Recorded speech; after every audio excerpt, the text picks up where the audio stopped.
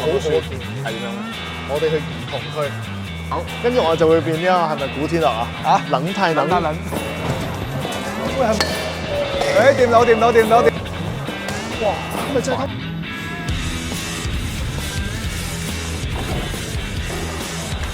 多翻嚟。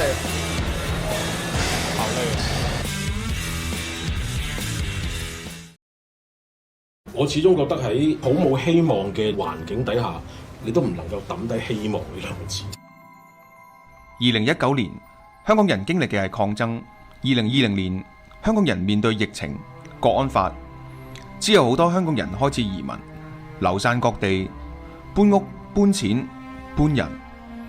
香港人開始喺唔同嘅地方生活，而香港都可能再唔係我哋以前嘅香港。不過香港人從來都係生存遊戲嘅專家。睇下最後邊個冧先啦。阿媽話屋企人喺邊，邊度就係屋企。咁我會想講，唔使分咩海外同埋在地，只要係講香港人嘅聲音，嗰個就係香港人嘅網台。我係 Kelvin，你收睇緊嘅係 CC 新聞。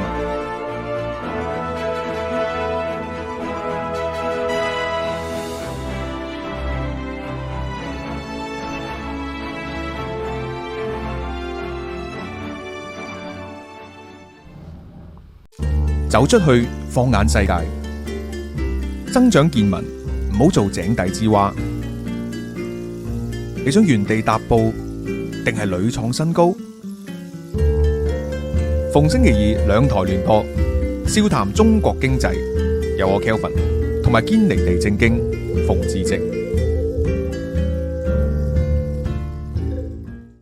好，我哋又挑戰呢個時間嘅，因為我哋節目咧係幾日後先出嘅，咁所以咧到時啲嘢可能又亂晒龍啦啊 OK， 咁啊何況而家我哋係咪應該喺特朗普時代就一就翻特朗普啊？即係我哋即係而家要隔一日出都危險咗好多喎！你諗下而家歐洲嗰個軍援咧係可以一日之內又停咗咯，大佬。我唔介意做 live 嘅 book，你唔好跟車咁貼咪得咯。啱你講完下一分鐘都可以轉。啱啊。但係如果我哋啲分析講完隔2分鐘就冇用嘅，咁就唔值錢啦，係咪先？咁啊係，哇！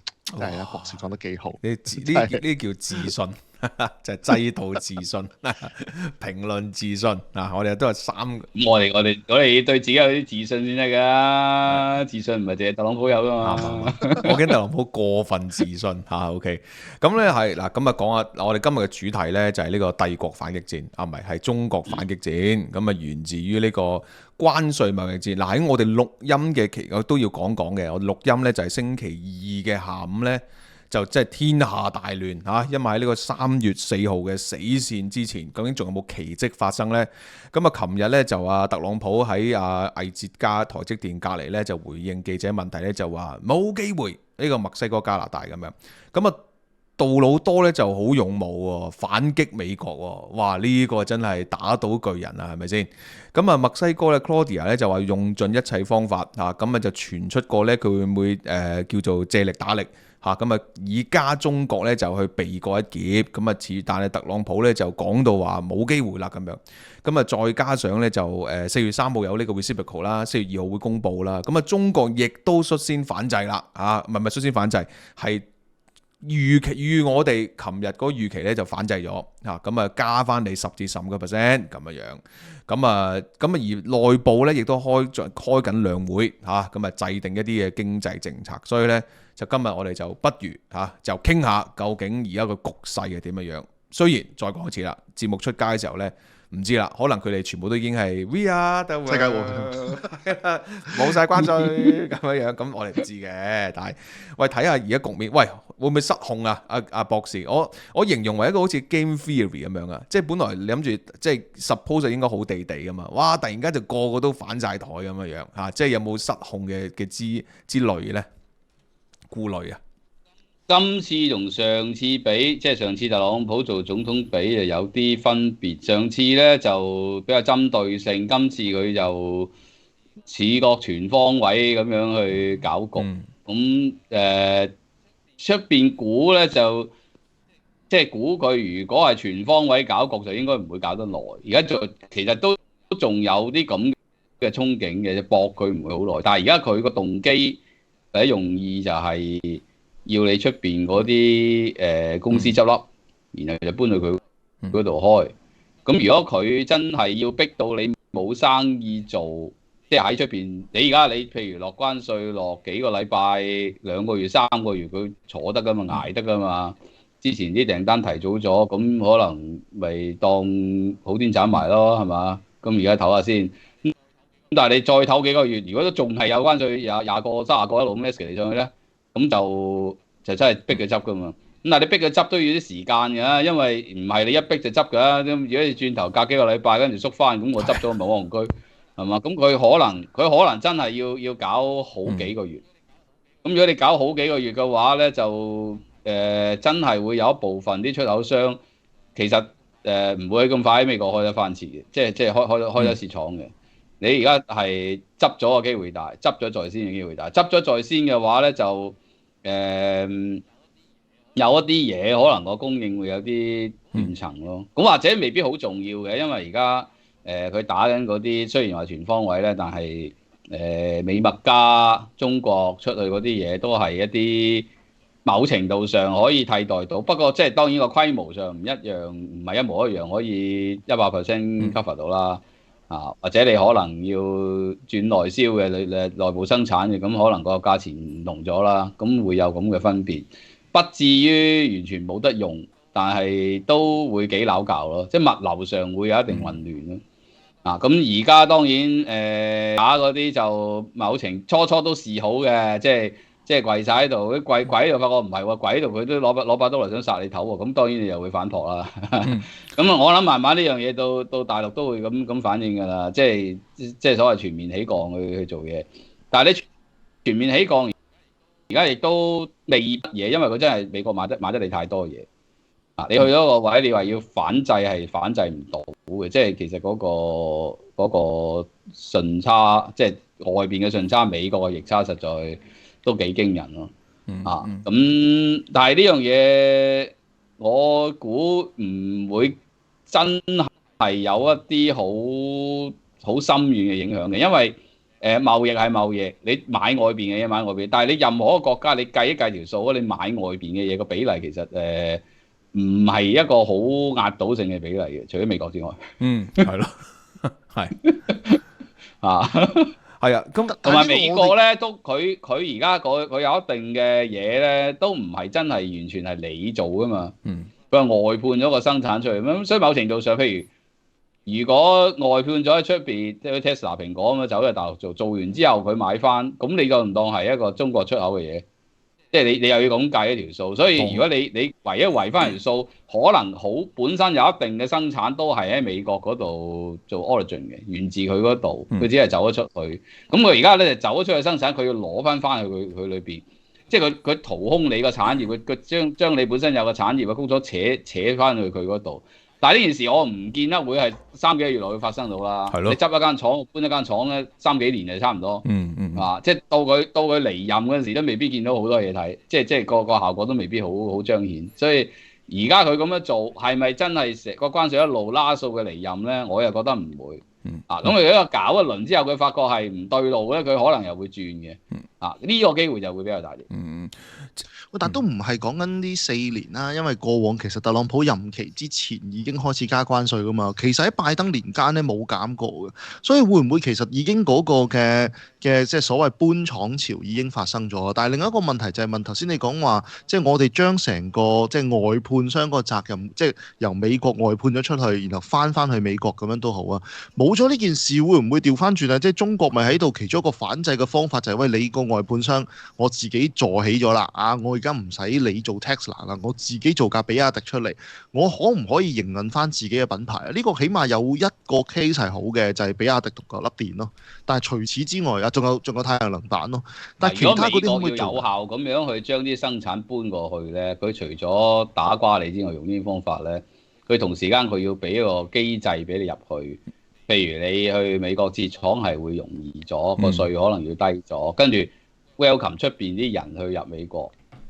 即係你而家你趕走啲非法移民啦，但同時間你要譬如可能大開中門俾500萬以上嘅大陸人士，人過去，即係個做法等同你而家你狂炒你嗰啲即係美國嗰啲國安，跟住中俄就走去請翻你啲國安過去嗰度翻工一樣，即係你要你要有咁樣嘅機制俾佢哋過嚟，咁你一條龍你打殘完之後。有條路俾佢哋行啊！佢哋可以搬過去，佢哋連人帶錢搬過去，咁件事就可能順利好多。但係我而家又未係好見到佢有呢個即係相應嘅配套。你只係打殘咗佢，你打殘咗佢嘅時候，佢都唔會因為俾你打完殘之後，跟住就瞓街乞米啊嘛。係嘛？佢做開生意，做開廠，佢咪再開過咯，再另起爐做咯。即係麻煩啲，或者再搞定。即係佢你有條路俾佢去你嗰度，你唔冇嘅話，佢就去第度。咁佢都係會有啲嘢做翻出嚟嘅。咁啊，我哋見到有一啲係有開廠或者投資嘅意欲嘅，但係嗰啲就好大啦。講到即係譬如講啲 Star，即係譬如孫正義啊，啱啱譬如台積電啊，咁你 Apple 就好似係買保護費咁樣啦。我話5年5千億，嗰啲好少數人玩嘅。係啦，你真係講緊最 top 科技嗰啲，你講緊有幾多間啫？係啊，即係你攞手指數埋手指數埋腳趾，大致上都數晒㗎啦嘛。係啊，真係 top。而家最大鑊係啲譬如中檔次嗰啲產品嗰啲咧，即係譬如講你咪掃地機械人嗰啲咁價錢啦，係嘛？咁可能喂，咁你本嚟係中國係嘛？即係開好平靚正嘅咁樣，咁你點喺美國做咧？得唔得呢個 AI 能唔能夠化為一個生產力咧？咁樣得嘅，因為而家講緊大腦嚟計 AI 大腦嚟計美國強啊嘛。個身形嚟計就大陸勁啊嘛。係。咁問題你係咪好需要做一個身形人形嘅嘢先？哦，嗱呢個陣間，你而家除即係整個人形嘅嘢，你見出嚟除咗跳舞唔着褲之外，行起上嚟都話突個樣行樣衰衰咁樣，即係個作用唔大啊！你除咗話俾人知你做咗個類似人咁嘅物體出嚟之外，佢有一個係打後空翻噶嘛？咁有咩用啫？我要個機械人喺屋企打後空翻。嗱呢個機械人陣間呢個大 topic，OK。頭先咧阿博士講呢個好重點就係話，你打巢出邊咧，你都要俾人哋入嚟先得㗎。如果唔係就得出嚟嘅結論就個經濟巢咗嚇，就你最尾都冇得益嘅。講到嗰個引人入嚟咧，就係話等人哋容易啲入嚟，譬如開公司啊、稅制啊等等。有一個咧，我又想有一個 point 好想問博士啦，即係我係同阿 Jackie 都留意呢個財政部長 Scott Bessent 啊，佢接受訪問嗰度咧，佢提出一個論調，我係非常之想聽兩位意見，就係話咧，佢話佢而家做咗財政部長啦，佢得到啲內部嘅數據啦，佢話上個任期拜登政府裏邊咧，一個通脹嘅最大嘅成因係 regulation。佢話因為上屆拜登嘅情況就係話咧，佢要出嗰個經濟援助，所以有個 demand shock。但係你咧個 regulation 咧就好高，於是咧就有個 supply constraint， 就得出嚟咧就得嗰個 inflation 啦。嗱，因為我又冇聽過一個通脹理論係來自 regulation。我想問下博士，呢個經濟學上成唔成立嘅？其實呢件事即係成立，通脹係有 supply driven 同 demand driven 兩邊嘅。如果你講最近呢一 round 嘅通脹，即係講緊差唔多疫情係拜登前後啦，咁美國通脹見過差唔多9厘10厘嗰頭噶嘛，咁呢個一定係 supply driven 嘅。通常一啲短線而夾到好高嘅通脹，上一次例子就1973嗰陣時啦，08都隱約試過嘅，油價去到147蚊。咁呢啲咁短線夾高通脹係供應因素導致嘅，係有啲嘢唔夠，一唔夠就搶就夾貴個價。咁呢啲通脹其實喺香港都發生過嘅。疫情嗰陣時啲口罩啊、廁紙啊、火酒啊，再之前樓你又供應唔夠，突然間夾高咗啊嘛。咁但係呢啲係一段短時間嘅事咯。長線堅實啲嘅通脹咧，就佢頭先講嘅冚唪唥都唔係原因，原因就喺聯儲局嗰度。但係嗰個 regulation 導致佢嗰個供應咧，呢個佢聲稱嘅實質數據，咁我哋 challenge 唔到佢啦。但係我覺得呢個好有趣喎，即係佢意思即係話一個如果好用 regulation 係有影響嘅。如你越係多 regulation 就越麻煩咯。你一個美國甚至英國，其實你喺度一段日子你都知道啦。即係樣樣你 comply 依樣 comply 嗰樣，其實好嘥時間、嘥資源、嘥人手，即係樣樣嘢都係浪費咗喺呢個過程。你當啲嘢有浪費嘅時候，你某程度上都係減少 supply 係咪先？減少你人力嘅 supply、時間嘅 supply、各樣嘅 supply，咁你其實都係會即係積少成多啦，咁樣係多多少少推高個成本，推高成本即係推高通脹咯。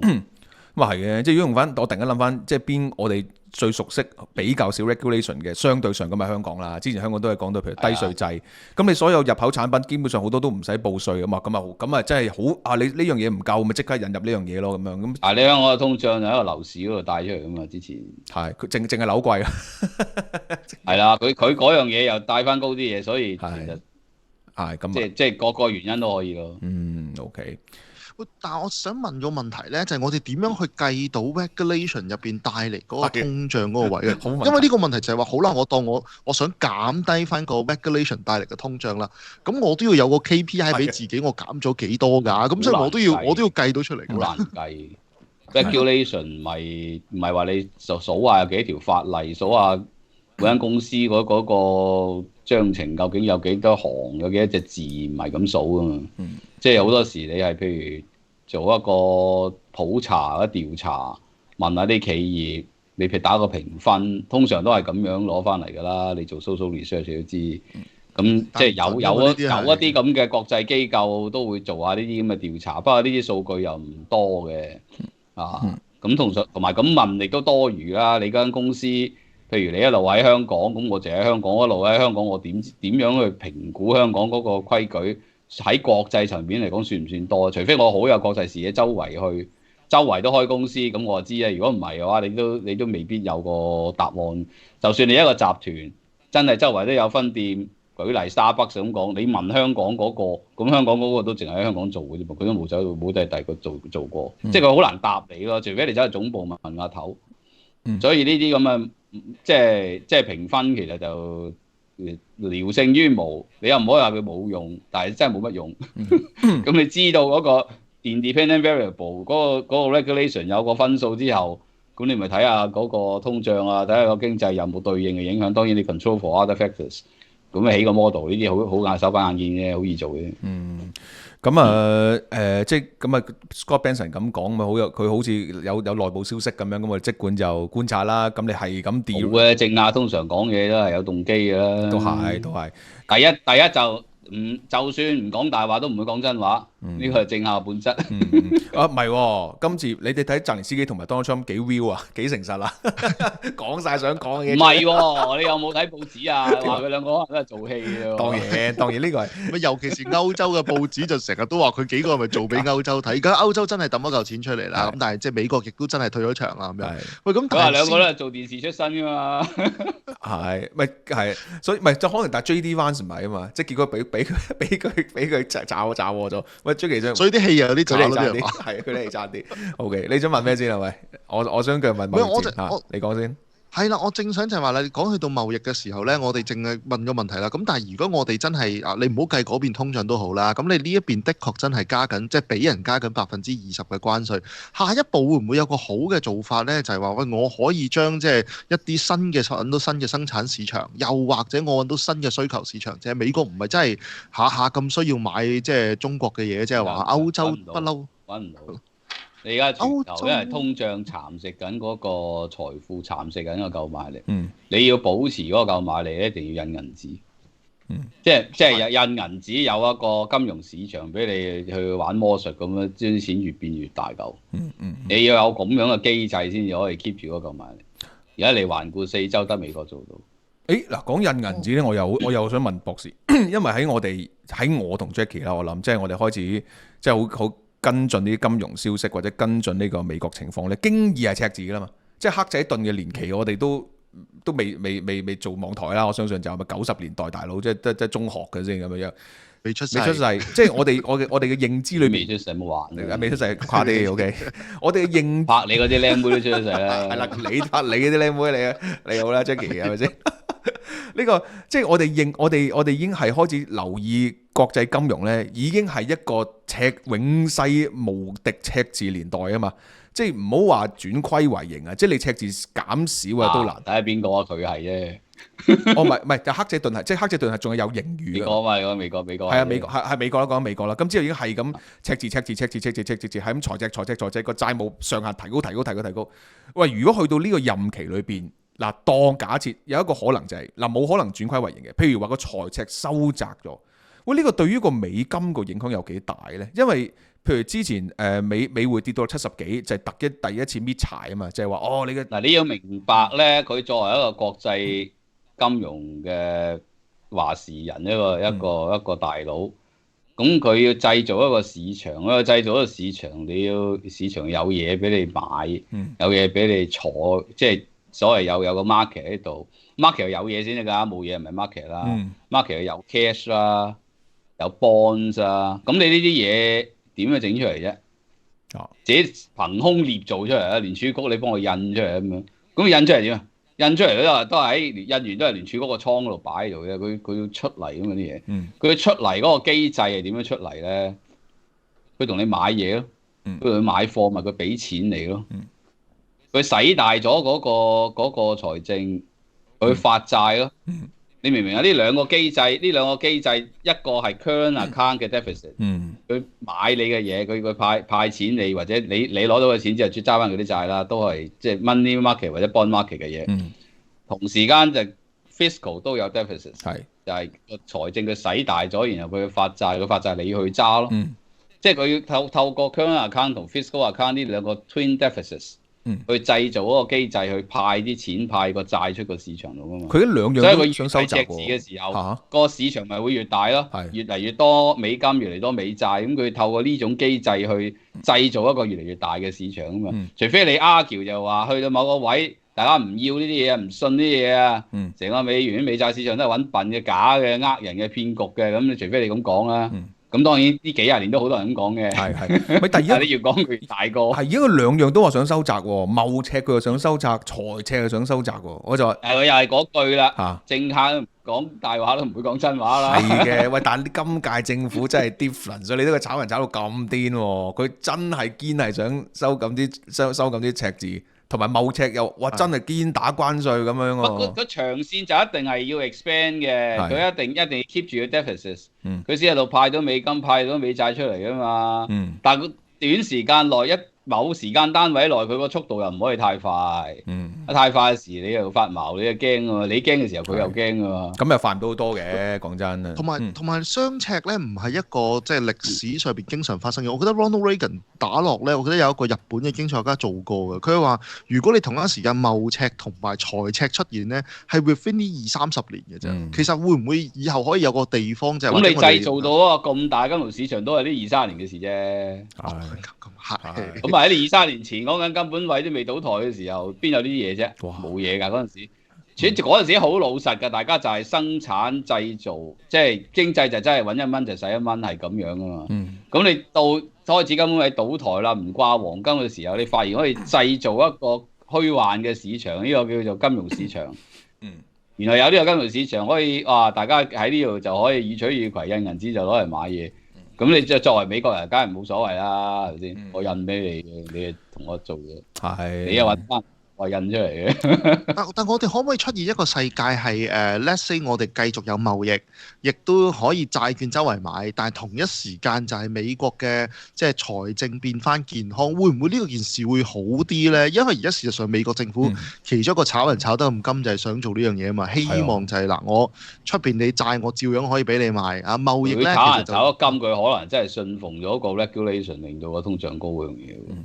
不過我覺得博士講個可能會 balance 咗，即係話因為譬如而家 Scott Bessent 佢都係講333咧，佢都係講3% 財赤噶嘛，即係話佢由7% 去翻3%，咁都達到阿博士所講就係我哋繼續將嗰啲萬惡嘅美帝幣咧就放出街，但又唔好印太多錢，令到動搖咗對美帝幣嘅信心，即係咁樣咯，可能會3% 嘅財赤，即係佢 GDP 3% 嘅 GDP 銀紙一年，冇錯。咁即係話佢希望嗰個金融市場個 grow 嘅速度大概係3% 度。咁你咪 roughly 快過通脹目標少少咯。亦都大致上同嗰個 real sector 即係 GDP 嗰個長線增長水平差唔多速度喎。你睇下呢10零年美國個 GDP 增長實質嗰個係差唔多3%㗎嘛。係嘛？即係你呢啲唔係隨口噏出嚟嘅，計個數可以解釋到點解佢有咁嘅 number 喺個諗法度。3% of 嗰個 deficit 亦都唔係淨係美國用，好多國家都用。咁當然好多國家根本就冇3% 增長速度。咁佢俾多少少你3%話好危險啦咁樣，即係最好就唔好3啦，咁即係嗰個 standard 係咁樣嚟。各位網友，如果想獲取更加多關於財富增值、理財投資嘅資訊，歡迎加入財富 BB 班。購買方法有3種：第一，成為財富 BB Club Patreon 嘅會員；方法二，喺現有 CC 工作室嘅 Patreon 裏邊有一個新嘅財富 BB 班嘅 Tier， 連埋大伙85折優惠。方法三，喺 Patreon 裏邊嘅 Shop 商店單購2024 2月版。今日開始理財投資，我哋喺班上面見啦！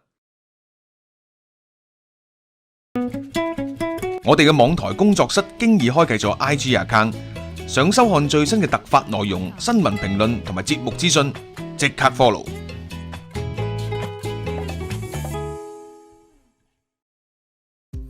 大家好，我係 Kelvin。由於香港嘅罪案越嚟越嚴重，騙案橫生，保安局局長講，1至10月每日超過100宗騙案，增幅超過50%。講估係咁就好啦。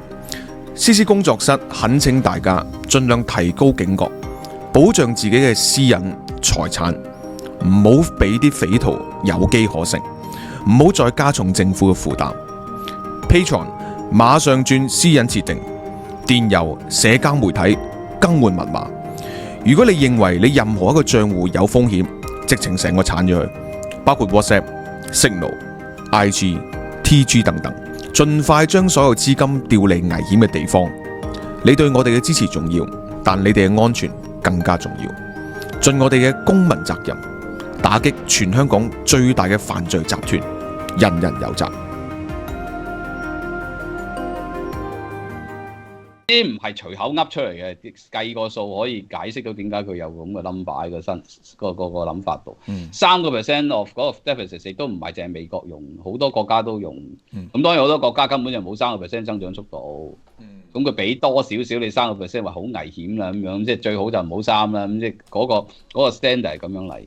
嗱，咁所以其實即係調翻轉就係我哋呢幾年呢個 deficit 超過咗今年去到7%啦，咁啊真係太高噶咯，即係用呢個角度去睇，咁即係佢 cut 財赤都即係正常。Because Biden，你個倉有賊啊嘛，唔係你唔係 Jackie，你講美國啊嘛，撳住搶啊，唔係你講美國啊嘛，唔係係啊，講美國啊，我講得唔係哦，係咯，嗱，我覺我 feel 到邊有賊啊？我 feel 到博士唔係邊有賊啊講美國，博士唔係講美國啊。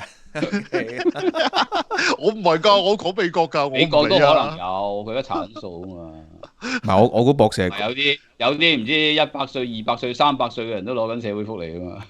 係啊，唔係我諗個博士講緊係嗱，如果你講埋香港咯，係咪我哋都關注嘅係咪先？喂，呢條數啊嗱，條數啊難計喎啦，因為香港 GDP 係咪3萬億港紙左右啊？應該好似係咪數差唔多？問 ChatGPT 揾陣。係就或者就我記得好似3萬億嘅。嗱，如果你1000億赤字咧，就真係大約3%。但係我哋有發債1000億喎，其實有啲人就覺得係 total 2000億嘅，咁就7%噶咯喎，咁就6-7%噶咯喎。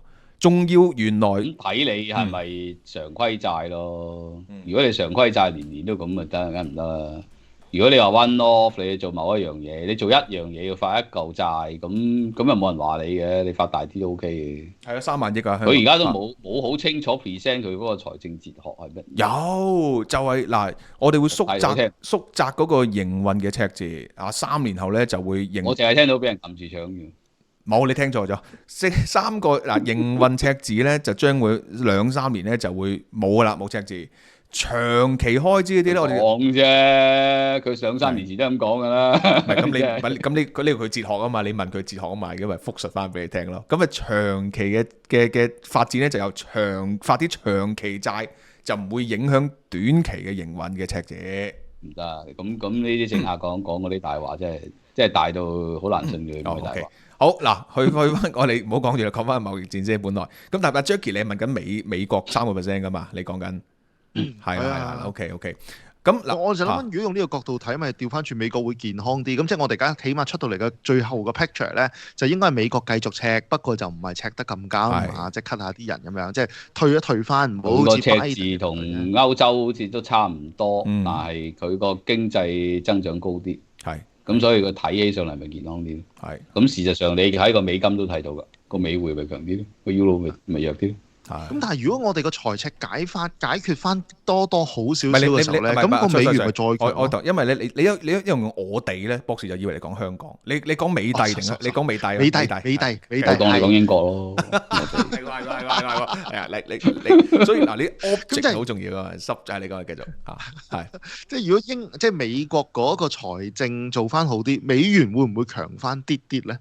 我驚唔知強翻啲啫，最驚。但係呢個又唔符合佢而家想。但美元有好多因素嘅，咁你個市跌起上嚟嘅話，個美元都可以強嘅喎。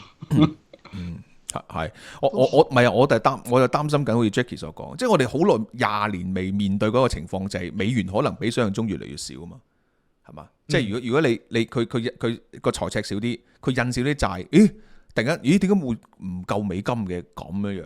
咁咪真係好妙嘅一個情況，但係你都要以年計先睇到啲現象。冇錯。佢會唔會好多年咁做啊？特朗普都係做4年啫。冇錯。理論上係啦。OK， 咪同埋先齊後嗰2年，其實個壓力好大添，因為按道理應該中間會 flip 咗啲議會嘅，整中期大選通常都係。係啊，通常都中期好少喐嘅。我想而家再繼續問嗰個貿易戰咧，另一樣嘢同1.0嗰時唔同咧，就1.0咧，佢把口講嘅原因都係想話縮減個貿易財赤。你見到今次即係令到個市場最不安，啲政治借口嚟啫。係，但係借口都係一個啊嘛。即係有啲地方拉人都成日話國安嘅。借口嚟啫，唔係咁你一致啊嘛，但係你今次最大鑊就係連個借口都五花八門啊！即係譬如你美墨諗住你即係你又唔係講嗰啲借口咧，越嚟越借口啦，分派係啦，喂，咁呢個好難做㗎喎，你永遠喺佢好難做啊！就係屙屎唔出都係借口嚟。唔係咁你咪即係想墨西哥死先，大佬，即係佢唔應該。佢而家就係想你死，佢等我一開始講，佢就係想你啲企業死，你啲企業死，你又搬去佢嗰度啊嘛。咁樣。佢要立你嘅經濟產業啊嘛，巴菲特都話佢咁，你同發動戰爭冇分別嘅。係，即係巴菲特。你明搶啊，即係同共產黨一樣撳住搶啫嘛。OK， 咁啊，真係睇下嗱。不過咁多一句啦，我哋節目出街嗰時咧就3月4號過咗，咁啊睇下到時會點樣啦。嗱，講翻中國嘅反擊啦嚇，都幾冇意外嘅，就都係反制翻加翻嚟咁樣。不過我有少少意外就係佢農產品嗰啲都加嚇，即係嗰啲咩好似雞。但佢唔係全線啊，而家人哋美國係全線加佢噶嘛。係。佢唔夠膽全線，就算農產品都唔係全線。同埋中國農產品佢加美國係咩農產品？好似我記得佢啲農產品係唔係好入口好多啲？比較垃圾咯。雞鴨羊啊，米啊，都係冇加豬嘛？一定係唔加豬㗎？我記得係，因為豬其實加禽同加畜大陸係大把嘅，我都唔知點解。即係佢要同美國買，好似都美國啲雞蛋係大隻啲，係咯，但係啲雞係咪好食啲？我又覺得。咪安格斯牛啊嘛，你高尚嘅中國人要食啲高尚啲嘅食材。牛好似係咪 on list 㗎？我唔知喎。但我知雞就根本上中國入口唔多嘅，豬入口多嘅。豬係入口多嘅，但係所以佢又唔可以加得豬價嘅。豬一時啦，佢發豬瘟嗰陣時有得多，佢自己都咁多豬。喂，唔夠㗎！中國人食豬係佔全球一個好大嘅 percentage 嚟㗎，所以其實中國係最大嘅豬生產國，但同時係最大嘅豬入口國嚟㗎，好癲嘅呢個地方係。大豆豬牛啫，我見到係你講得啱啦。豬牛水產水果蔬菜。好 rough 啦，呢個我唔知 exactly 個 list 啦，我要搭翻去官網，但係即係就咁睇就除咗雞之外就都，但係影響都唔係好大嘅，因為你美國都唔係農業都唔係咁多人，即係有一批人可能會冇生意失業咯。但係影響比較窄，都唔你諗下個職位都非農嘅。咁啊係喎，點解非又啱？太少人咁實在，得幾千萬嘅啫，好似都係得。嗱，咁啊唔好理中國嘅反制，先講翻美國嘅關稅先。即係我又問下兩位點樣評價今次呢個美國 10+10呢一樣嘢咁樣嚇？即係嗱對1.0嗰時候比較窄界啲咯。如果你20個，其實你係應該係啱食晒啲企業嗰啲 margin，甚至可能輸啲。咁你又唔係輸到佢即執嘅嗱，如果你50-60嘅話，咁你等於咁運啦。係係咪即係同購咪冇分別啦？50-60點做啫，冇得做。冇錯。咁你如果你禁運嘅話，即係佢即刻可以 shut down 啦，唔使做啦。如果佢係淨係出俾美國嘅話，如果唔係，即係總之美國嘅市場要 shut down 咗先啦。咁佢又唔係要即刻 shut down，但係咧佢而家係鏈住你條頸，鏈到你接近唞唔到氣嗰隻。咁你睇下佢鏈幾耐咯？鏈得耐會死嘅，但係而家就有一段時間佢係啱啱等你入獄，但係又即係半死不生嗰隻咁嘅狀態。我而家佢係都計過呢個。但如果佢係真係用嗰個頭先巴菲特嗰個講法啦，發動戰爭 and 頭先博士嘅講法啦，吸翻晒所有企業入嚟，佢而家呢個做法只係令到你鏈住嘅啫，佢唔能夠 convert 你啲中國工廠變成為即係美國工廠嘅喎，即係佢一定係最後係咪都要有個措施？咁咪鏈到你俾時間你過去咁係同時間你要有條路俾人哋行先啊嘛。我又未見到而家就。即係譬如又有句啦，譬如整掃地機械人嘅咁樣，咁你本來你中國做嘅，你有冇辦法喺美國度做咧？即係咁樣。嗰間廠。佢因為按道理而家嗰個入口措施或者嗰個人才輸入措施，淨係得嗰個500萬美金金卡啫嘛。佢未嗰個搬廠冇乜任何大措施出嚟㗎。雖然其實即係中國人搬廠又唔需要太多美國優惠，自己揾隻腳都行得入去。咁但係即係按道理，其實搬廠更大問題就係技術問題啊嘛。即係你中國嗰個核心就嗰個生產技術要搬走，其實又唔容易㗎嘛。就係第一個技術就唔識英文啦。你咁多喺出邊設緊廠嘅人係嘛？你去墨西哥，我諗都係講大陸話嘅啫。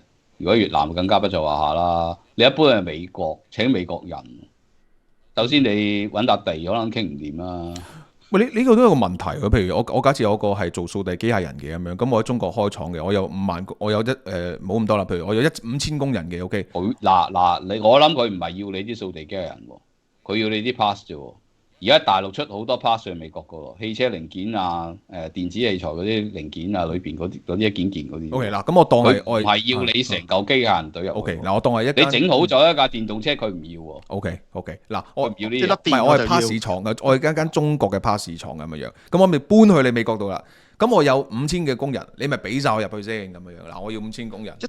同埋個問題嗱，我當我冇話俾你搬你啲工人去喎，佢叫你去佢嗰度開廠請佢啲工人喎。哇！你聽清楚喎，即係叫鬼佬去頂巴士。所以我一句話，大佬你去到你請佢啲工人，你都搞唔掂，佢講鬼話噶嘛。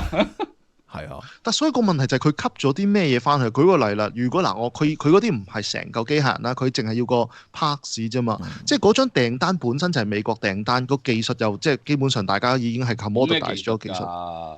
佢吸你個產業過去啫嘛，吸你啲資本過去，吸你啲人過去啫嘛。咁你要開廠，你係咪你首先你個老細要過去啊？你要帶埋你啲錢過去啊？你得老細過咗去啫喎。你要搬起碼搬啲嘢過去先嘛。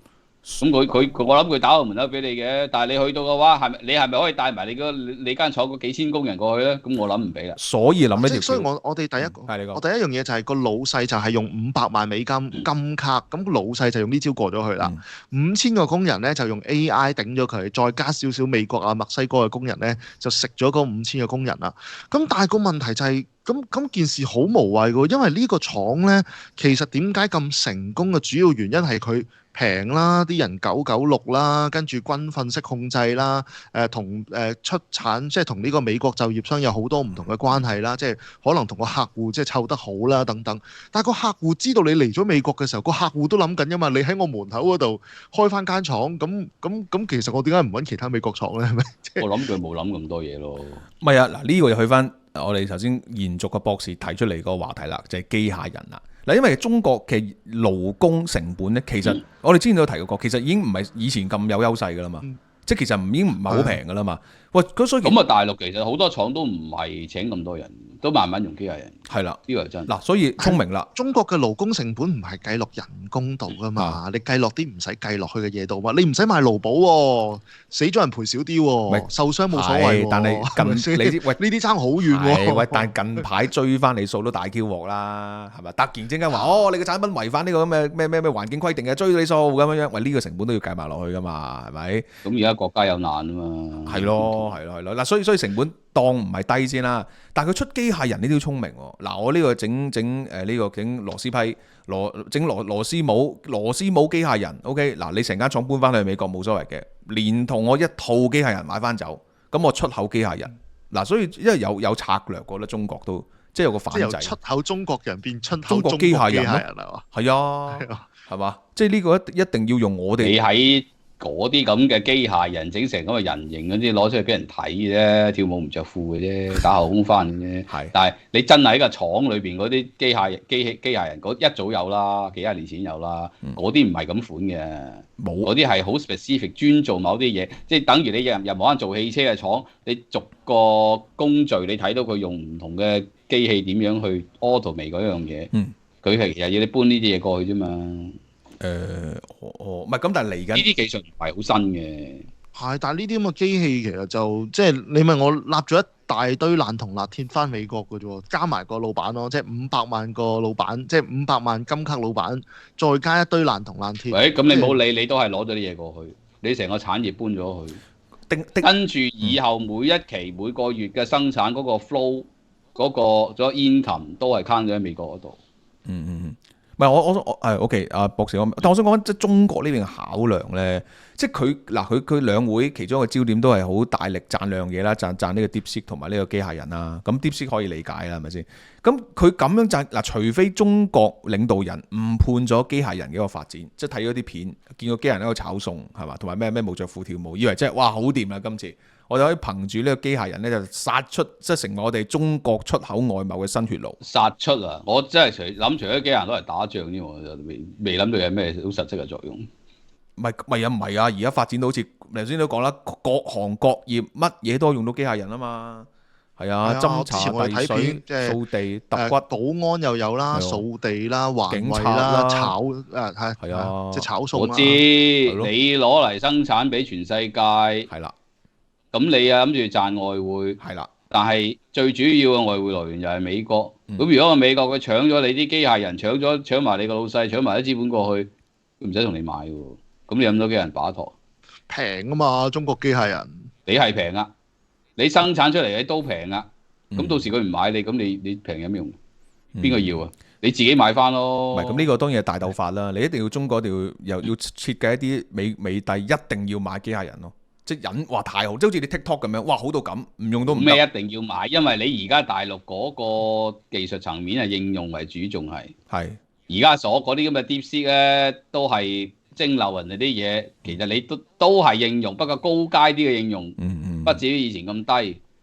咁你人哋研發開創嗰樣嘢出嚟，佢唔做應用，唔等於佢唔識做啊嘛。佢冇成本優勢做啫嘛。如果你逼到佢要做嘅話，佢可能做到嘅。咁啊係，好啦，機械人就係點啊？你想冇，我就諗緊話，即係簡單嚟講，就係中國而家好重要，即係俾人吸星大法吸走過去嗰個就係嗰個成本優勢啫。咁而嗰樣嘢個 know-how 就應該就係存在喺嗰班500萬金卡嘅老細上面，即係點樣可以逼使啲員工翻工。咁而且用呢件事，我就諗緊其實係咪真係可以夾到啲嘢走呢？嗱，你問我機械人，我覺得反而是少嘅，因為中國製造大量機械人做多咗冇所謂，咁咪攞去打仗推出去咯。即係等於你無人機咁樣啫嘛，你做多咗你咪改做軍用咪 OK 咯。咁你睇你打幾多嘢咯？你最多咪打埋個台灣。但係如果台積電好快都變成美積電嘅時候，咁你打到個台灣有咩用咧？都係啊，唔好打，千祈唔好打。No，呢度有一個要。We want peace，OK。喂，嗱咁嗰個外貿嗰度，我睇一篇文章，頭先阿 Jackie 講就話你扯晒啲人啊，扯晒過去啦。咁中國點算咧？咁樣樣。咁我有篇文章分析到幾得意嘅，就話而家情況咧就係話，因為中國喺生產方面咧，佢都有個 know-how 噶嘛。即係調翻轉啦，佢啲廠搬走，但佢又第一佢就唔可以搬去一啲咧佢敵對嘅競爭對手，譬如印度嗰啲咁嘅嘢，就搬去一啲咧。可能係友好得嚟呢，仲有機會鬼鬼祟祟免關稅咁入去歐美市場，譬如嗰啲摩洛哥啊、印尼土耳其啊、匈牙利啊，冇啦，土耳其唔得，嗰度鬧交。匈牙利啊嗰啲，越南係最多，而家諗緊南韓。係啦，而家諗緊南韓。我想就問下啦，即係中國即係將呢啲廠咁樣，即係中國嘅廠啦。OK， 你唔知佢民企定國企啦，搬過去呢啲咁嘅地方，其實對中國經濟嘅影響有幾深唔深遠嘅咧？呢樣嘢即係咁樣搬，梗係有影響啦。你呢幾年呢10年啊，都一路發生緊啦。係個經濟增長咪一路跌咯。個經濟咪一路弱咯。個經濟一路弱，個樓市係咁上，其實咪空洞咗喺裏邊。明白。啲嘢變咗外強中乾咯。去到3-2年前頂唔順，咪啲嘢開始冧。明白。呢個咁今次再加多10% 關稅呢，即係博士覺得呢個變化令到假設如果對中國嘅影響係負面嘅話呢，係都係按比例咁慢慢。其實好負面嘅，因為你大陸係鬥平嘅啫嘛，你切頭切尾，甚至你去到而家 DeepSeek 嗰啲都係講緊鬥平㗎。係。你玩鬥平，佢同你10個20個咁冧上去，等你冇得平。咁啊，即係將你最利嗰把刀，佢就咬斷咗。咁你仲有咩嘢啫？其實我懷疑中國唔係最鬥平咁簡單，應該如果嗰個生產關鍵鏈咧，就應該係個平嘅 know-how。因為你頭先睇翻咧，就中國其實個人嘅生產成本已經唔係特別太平㗎啦，即係中國人嘅人工其實係貴過越南嘅人工嘅。咁但係個問題就係我哋點樣可以令到啲嘢賤平賤賤咁做出嚟啊？996啊，再加上就係即係嗰啲位點樣擺得再好少少，令到嗰個嘅 workflow 好啲咧？呢堆嘢其實個生產關我知啊，你係講緊程序啊嘛，但係你 end up 賣出嚟，你大家唔買嘢唔睇你裏邊究竟點做㗎？你做完出嚟，其實個分別喺邊度啫？你平啫嘛。但係個問題就係中國嘅即係呢個生產嘅關鍵，其實就係嗰一個程序啊嘛。即係呢個程序就是我們的最好嘅嘢。咁但係我哋係咯。係啊，但係佢用個20個關稅嚟摧毀咗你呢個最好嘅嘢啊嘛。你中間係好啊，你好到最尾都係你個質素可能同外邊拍住唔爭好遠，不過你平咗大截。佢將你平一大截，冧廿個冇平到啊！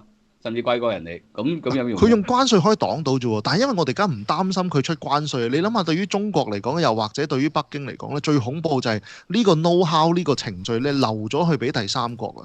因為嗱，我當你加咗關稅，咁你咪搞到即係咁實會嘅，你唔使擔心啊，因為佢呢啲本身係應用層面嘅嘢嚟㗎嘛。你去到應用到嘅嘢嘅時候，好快其他嗰啲咩印度啊、越南個個會 pick up 㗎。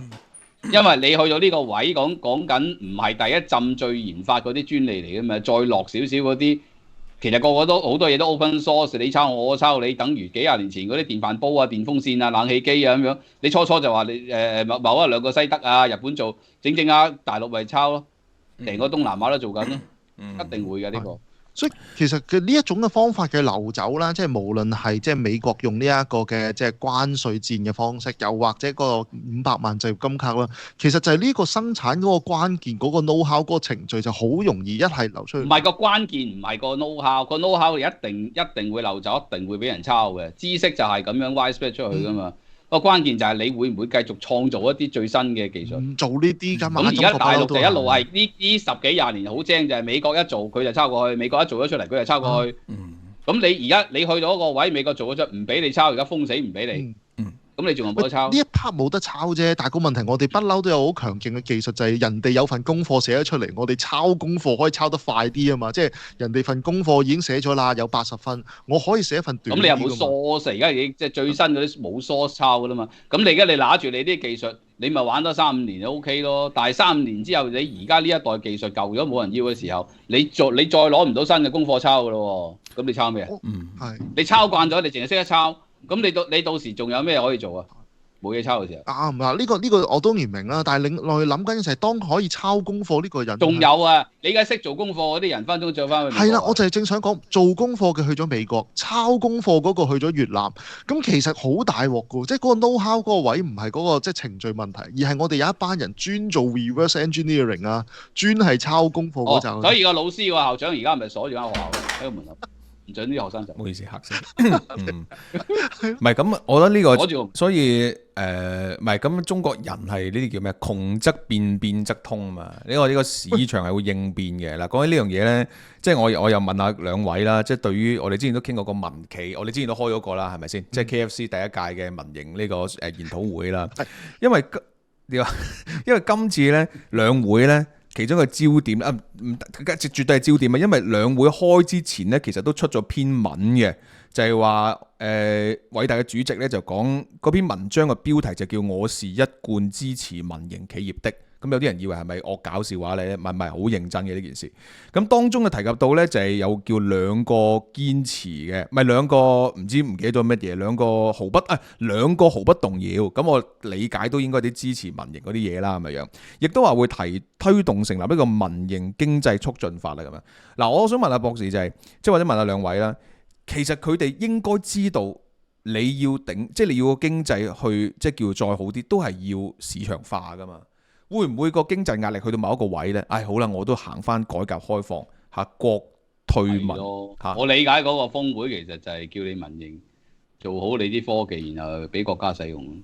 咁都係市場化嘅，咁都係支持民營嘅，即係第一步啦。咁係國有化，唔係你做到先國有化咗你民產嘅武器，然後攞嚟國家使用。我理解係咁啫。唔係咁嗱，呢個係唯一我 read 到嘅嘢。唔係咁，你都要令到民營即係有好嘅產品，你先可以國有佢噶嘛，係咪先？即係你民營都創唔創？佢而家咪叫你繼續去生產，去度啲好嘢出嚟咯，俾國家用。喂，咁都有度啲好嘢出嚟呢一 part 先啦。即係我話會唔會同埋佢都會買咯，即係希望可唔可以唔會用？佢唔會理你嘅，等於香港一樣啫嘛。你快啲揾錢俾國家用啦，咁樣你點揾錢係你嘅事，你搞掂佢。不嬲就咁嘅。但會唔會中央採購呢個時候，起碼出翻個價位，大家可以用到啊？即係嗱，我哋做完出嚟俾國家，國家俾翻個靚價，我買翻我啲嘢，係咪先？你唔好操過人過嚟啊！你聽唔聽到 DeepSeek 個老細點講啊？唔謀取暴利啊！明唔明啊？係咯，即係要讓你讓翻出去。係啊。差唔多啦。係咩？咁樣嘅，係 OK 嗱，咁咧就嗱，我哋做嘅節目期間咧，我都暫時未有啲好突破性嘅關於兩會啊，或者關稅啊，或者俄烏戰嘅消息啦。咁我哋都係希望都希望世界和平嚇，即係希望盡早解決。我哋都係做生意啊嘛，係咪先？即係和平先有錢揾，係咪？咁就祝願嚇，希望向好嘅方向發展。咁就我哋繼續關注住啦嚇。咁2個禮拜之後，我哋睇下究竟有冇啲咩話題同大家繼續分析啦。賣個廣告，咁咧就由今集開始，經濟 KFC 亦都係會兩台同播嘅。OK，咁呢度多謝博士同埋多謝堅尼地政經嚇，賣咁多廣告嘅，記住下邊都仲有蕭少濤先生嘅全球有租收課程，你記住下邊得啦，埋就得啦。OK， 好啦，好，下集再見 ，thank you， 好，拜拜。喂，今日節目咁快又睇完，聽日先有最新一集，點等啊？世界末日㗎啦！即刻加入我哋 CC 工作室嘅 Patreon 會員，星期一至五每日多一條片睇，甚至更多。